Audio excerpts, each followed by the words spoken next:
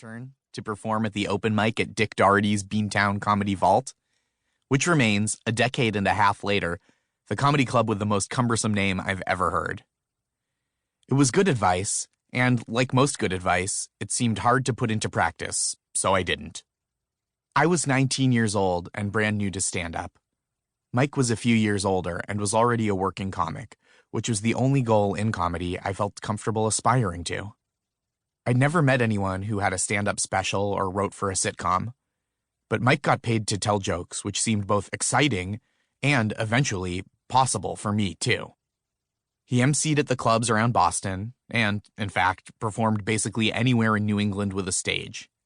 Elks Lodges, folk music venues, Chinese restaurants.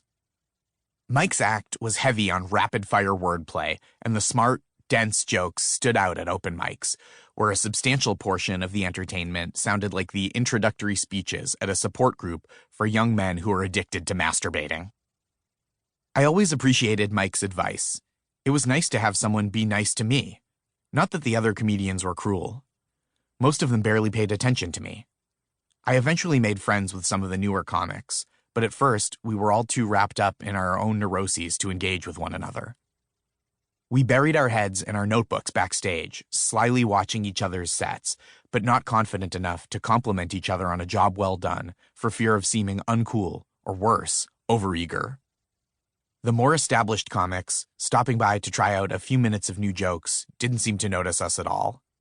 Before and after their sets, they hung out at the back of the bar upstairs from the basement showroom, talking among themselves and drinking bottles of Michelob Ultra for some reason. I would have welcomed any attention, even the negative kind. A little trash talk would have really put me at ease. Not a withering critique, just the kind of shit you talk to your friends' faces because they know you don't really mean it. It's much better than being badmouthed behind your back, although that can still happen in these cases too. Or being ignored entirely. There's an apocryphal Boston comedy story I've heard for years, in which a headliner goes up to his opening act and says, "Look, man, I'll give you $20 if you go out there and just eat it for the whole 15 minutes. Crickets, no laughs, a total bomb." The opener rolls his eyes and goes out, where he has a fine set to a decent audience response. After 15 minutes, he gets off stage to see the headliner, mouth agape, $20 bill in hand. "I didn't think you'd really do it," he says, palming the bill to the opener. I wanted that so bad, the whimsical cruelty of "we all belong here." Years later, I was backstage waiting to perform my first stand-up set on national television on Conan. I chatted with friends and picked at a veggie plate. I was pacing the green room propelled by nervous energy when Conan O'Brien, the titular Conan, came through the doorway. "It's so nice to meet you," I said. "Thanks for having me on your show." "Well, that's not a done deal yet," he said, his face stern. I laughed. It was the most comforting thing I could have heard.